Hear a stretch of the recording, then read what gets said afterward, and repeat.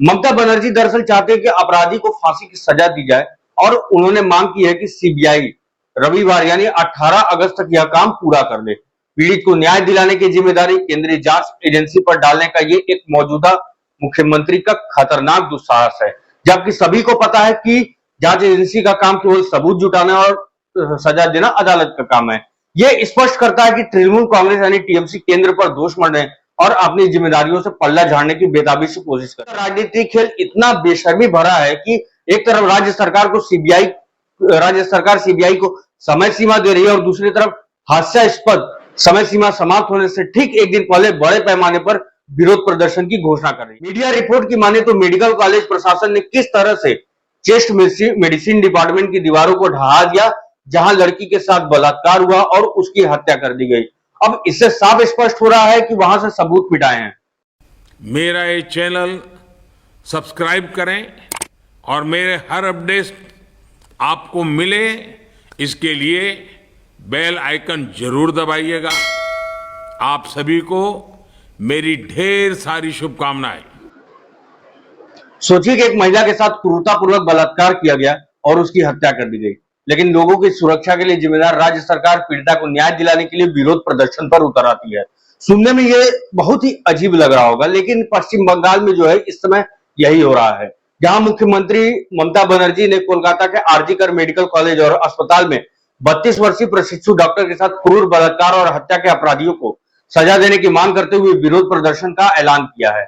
इस मामले में एक पुलिस सहायक स्वयंसेवी संजय राय को गिरफ्तार किया गया है, जिसने कथित तौर पर अपना अपराध स्वीकार कर लिया है। अब इस मामले में मुख्यमंत्री ममता बनर्जी ने घोषणा किया है कि 17 अगस्त को उनकी पार्टी अपराधी को सजा दिलाने की मांग को लेकर सभी प्रखंडों में विरोध प्रदर्शन मार्च निकालेगी। फिर 18 अगस्त को सभी प्रखंडों में प्रदर्शन होगा और 19 अगस्त को दोषियों को फांसी की सजा दिलाने की मांग को लेकर कार्यक्रम आयोजित किया जाएगा। ममता बनर्जी दरअसल चाहते हैं कि अपराधी को फांसी की सजा दी जाए और उन्होंने मांग की है कि सीबीआई रविवार यानी 18 अगस्त तक यह काम पूरा कर ले। पीड़ित को न्याय दिलाने की जिम्मेदारी केंद्रीय जांच एजेंसी पर डालने का ये एक मौजूदा मुख्यमंत्री का खतरनाक दुस्साहस है, जबकि सभी को पता है कि जांच एजेंसी का काम केवल सबूत जुटाना और सजा देना अदालत का काम है। ये स्पष्ट करता है कि तृणमूल कांग्रेस यानी टीएमसी केंद्र पर दोष मढ़ने और अपनी जिम्मेदारियों से पल्ला झाड़ने की बेताबी से कोशिश कर रही है। टीएमसी का राजनीतिक खेल इतना बेशर्मी भरा है कि एक तरफ राज्य सरकार सीबीआई को समय सीमा दे रही है और दूसरी तरफ हास्यास्पद समय सीमा समाप्त होने से ठीक एक दिन पहले बड़े पैमाने पर विरोध प्रदर्शन की घोषणा कर रही है। इस बीच प्रदर्शनकारी डॉक्टरों पर गुंडों द्वारा हमला भी किया जा रहा है, जिन्होंने 14 अगस्त को आरजी कर मेडिकल कॉलेज और अस्पताल परिसर में भी तोड़फोड़ की।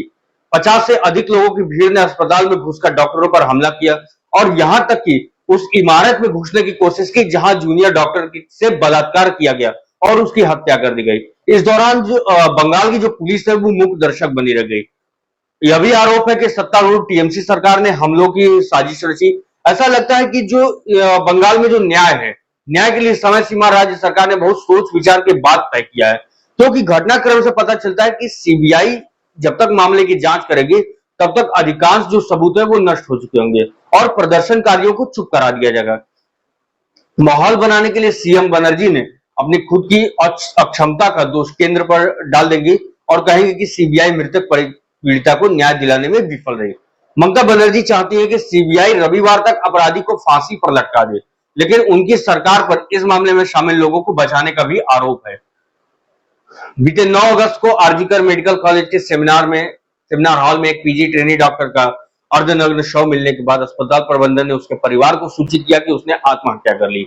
दरअसल कलकत्ता हाईकोर्ट आरजी कर कॉलेज के प्रिंसिपल डॉक्टर संदीप घोष को बचाने के लिए राज्य सरकार को फटकार लगाई और कहा कि इसे आत्महत्या बताकर इस जघन्य अपराध को छिपाने की कोशिश की जा रही है।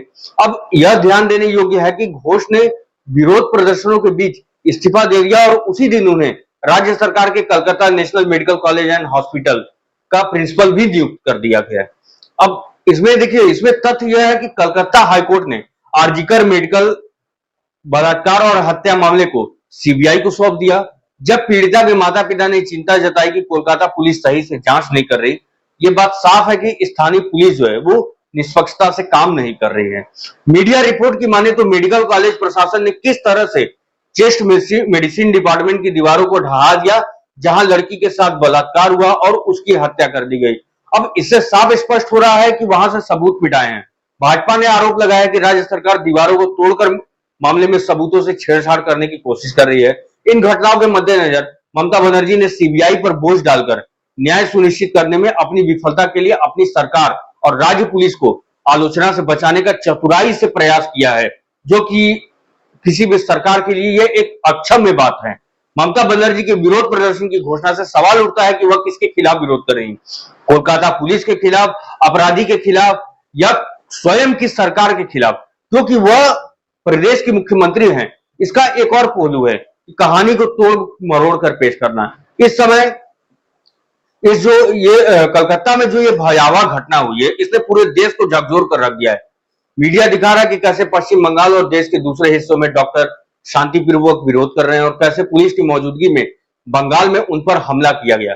हालांकि राज्य की जो मुख्यमंत्री हैं, वो खुद न्याय की मांग करते हुए विरोध करेंगी, जबकि लोगों की सुरक्षा सुनिश्चित करना उनका काम है। लेकिन वो खुद प्रदर्शन कर रही है और न्याय मांगने वालों में शामिल हैं, ताकि ये भूमिका बनाई जा सके कि ममता बनर्जी के जो है पीड़िता के साथ खड़ी हुई, जबकि मामला इसका एकदम उल्टा ही है।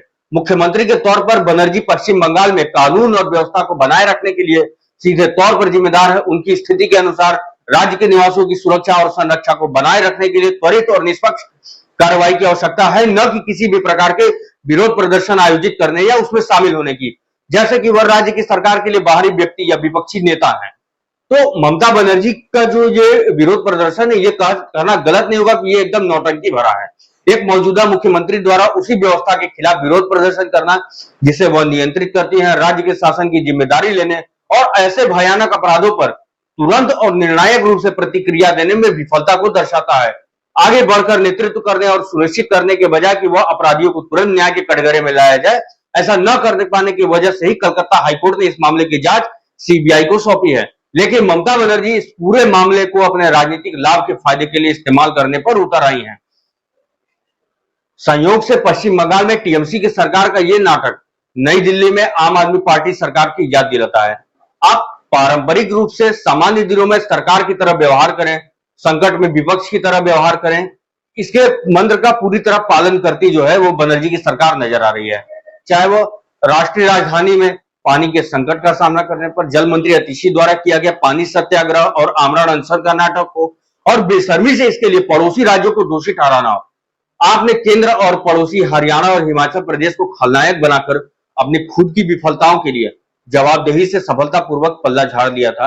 साथ ही मीडिया का ध्यान पानी के टैंकरों के पीछे भाग रहे दिल्ली के लोगों से हटाकर अतिशी की कथित तौर पर अनशन के कारण बिगड़ती तबीयत और उन्हें अस्पताल ले जाने की ओर मोड़ दिया था। उस समय मीडिया का पूरा ध्यान अतिशी की तरफ खींच कर लाया गया था।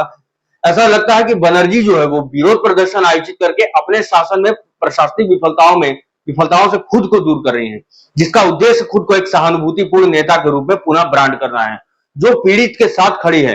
हालांकि ये जो रणनीति है वो भयावह अपराध के प्रति वास्तविक प्रतिक्रिया के बजाय केवल एक सतही इशारा है। जनता के आक्रोश के सामने ऐसा लगता है कि वह अपनी छवि को साफ सुथरा करने का प्रयास कर रही है। सीएम बनर्जी की खुद को खबरों में बनाए रखने की खोखली चाल है, जबकि उनकी सरकार की विफलता को पूरी दुनिया देख रही है। ममता बनर्जी किस तरह से पीड़िता को न्याय दिलाने की जगह राजनीति साध रही हैं, इसे इस बात से समझिए कि अगर सीबीआई रविवार तक अपनी जांच पूरी भी कर लेती है तो ममता बनर्जी इस बात का ढिंडोरा पीटेंगी कि उन्होंने पीड़िता को न्याय दिलाया, और अगर ऐसा नहीं हो पाता है तो वो पूरी जिम्मेदारी सीबीआई और केंद्र सरकार पर डालने की कोशिश करेंगे कि केंद्र सरकार और सीबीआई पीड़िता को न्याय दिलाने में विफल रही। वो ऐसा माहौल बनाएंगे कि केंद्र सरकार महिला विरोधी और असंवेदनशील है।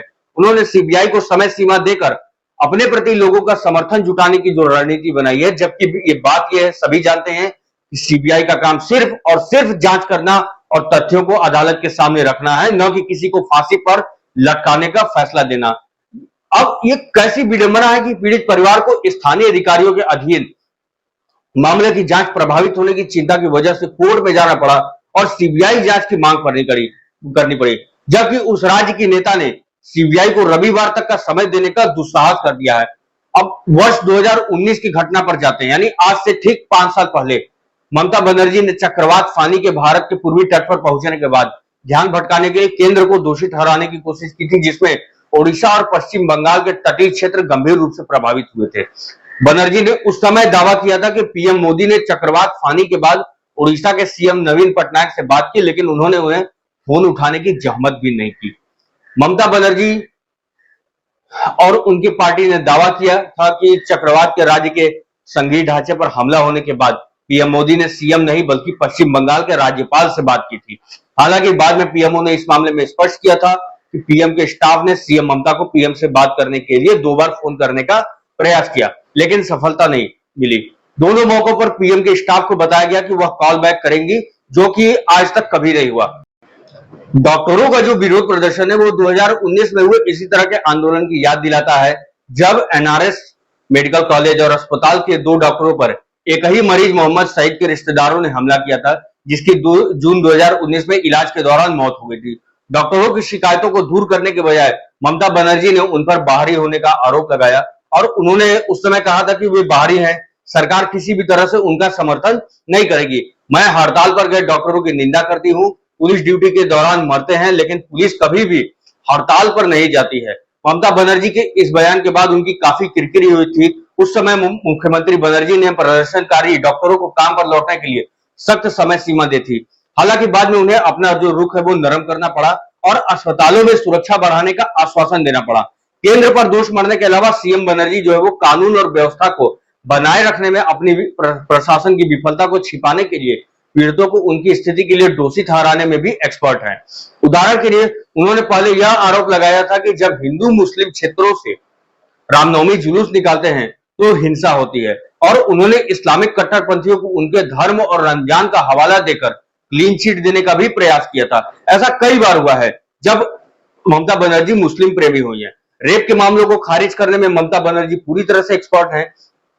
अत्यंत दुख की बात है कि टीएमसी शासित पश्चिम बंगाल में महिलाओं के खिलाफ अपराध असामान्य नहीं है। हाल ही में देखा गया कि कैसे तजामुल हक ने अपनी शरिया अदालत चलाई और एक महिला को तालिबानी अंदाज में जमीन पर पटक पटक कर पीटा, जबकि दूसरी महिला को बांधकर सड़कों पर घुमाया। टीएमसी विधायक हमीदुल रहमान ने पश्चिम बंगाल को मुस्लिम राष्ट्र बताते हुए इस कृत्य को उचित ठहराया।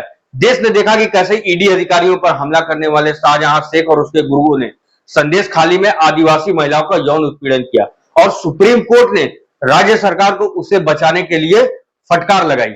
ऐसी पश्चिम बंगाल में कई घटनाएं हुई हैं जब सीएम बनर्जी ने खुद एक महिला होने के बावजूद महिला पीड़ितों के प्रति अपनी अपमानजनक असंवेदनशीलता दिखाई है। पिछले साल अप्रैल में भी उन्होंने दावा किया था कि कालीगंज में कथित बलात्कार और हत्या का जो मामला है वो एक प्रेम प्रसंग था जो गलत हो गया। बताया गया कि उत्तर दिनाजपुर जिले के कालियागंज इलाके में एक दलित महिला नहर में तैरती हुई पाई गई। बताया गया कि पीड़ित की हत्या से पहले उसके साथ बलात्कार किया गया था। 2022 में उन्होंने 14 वर्षीय लड़की के साथ क्रूर बलात्कार और हत्या के आरोपों को प्रेम संबंध के रूप में गलत साबित करने की भी कोशिश की थी। इस तरह 2012 में ममता बनर्जी कोलकाता के पार्क स्ट्रीट में एक एंग्लो इंडियन महिला सुजेट जॉर्डन के साथ बलात्कार के आरोपितों को दोषमुक्त कर दिया था। बनर्जी ने कहा था कि यह घटना साजानो घोटाना यानी मनगढ़ंत घटना थी, जिसे कथित तौर पर सरकार को बदनाम करने के लिए डिजाइन किया गया था। वर्ष 2013 में बनर्जी ने राज्य में बढ़ते बलात्कार के मामलों को जनसंख्या वृद्धि से जोड़ा था। आरजीकर मेडिकल कॉलेज और अस्पताल मामले की बात करें तो मुख्यमंत्री ममता बनर्जी को राजनीतिक लाभ के लिए इस तरह के गंभीर दोष मढ़ने और उसका राजनीतिकरण करने के बजाय सुरक्षा और कानून व्यवस्था सुनिश्चित करने को प्राथमिकता देनी चाहिए। इस देश के लोगों को याद रहेगा कि कैसे एक मौजूदा मुख्यमंत्री ने पीड़ितों के लिए पूरी जांच और न्याय सुनिश्चित करने के बजाय प्रशासनिक कमियों से ध्यान हटाने के लिए विरोध प्रदर्शन आयोजित किए थे। यदि वीडियो पसंद आया हो तो हमारे चैनल को सब्सक्राइब करें, अधिक से अधिक लोगों तक शेयर करें।